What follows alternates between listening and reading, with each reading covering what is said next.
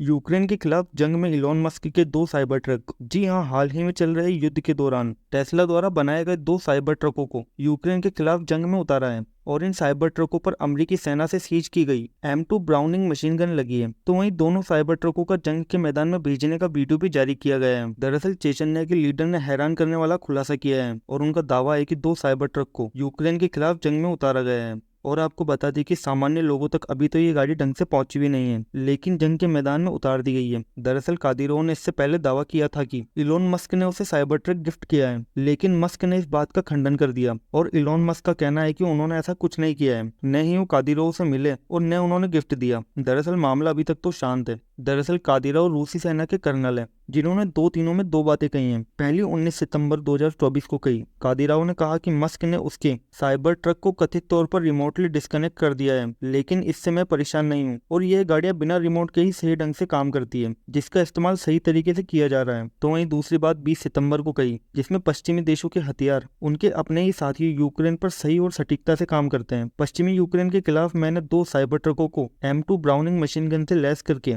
Ukraine के खिलाफ जंग में भेजा है और जंग में ऐसी मोबिलिटी वाली गाड़ियों की भारी डिमांड है और यूक्रेन की जंग में उतरी साइबर ट्रकों को कादिरोव ने हरे रंग से रंगवा दिया है। चलिए बात करते हैं इस साइबर ट्रक की खासियत की। दरअसल यह इलोन मस्क की कंपनी टेस्ला की बैटरी इलेक्ट्रॉनिक पिकअप का ट्रक है, जिसे 2019 में कॉन्सेप्ट कार के तौर पर उतारा गया था और एक बार चार्ज करने पर यह 400 से 545 किलोमीटर तक जाती है, जिसमें रेंज एक्सटेंडर को लगा दिया जाए तो इसकी रेंज बढ़कर 710 से 755 किलोमीटर तक हो जाती है। तो वहीं इसमें 123 किलोवाट की लिथियम आयन बैटरी लगी है और इसका व्हील बेस 143.11 इंच का है, यानी कि किसी भी टेरेन पर चलने के हिसाब से परफेक्ट 18.63 फीट लंबे इस ट्रक का वजन 3020 से 3130 किलोग्राम तक का होता है। और इसकी खासियत यह है कि यह 180 से 210 किलोमीटर प्रति घंटा की रफ्तार से चल सकती है, जिसकी गति किसी भी तरह की जगह पर कम नहीं होती। चलिए आगे जानते हैं M2 ब्राउनिंग मशीन गन की ताकत।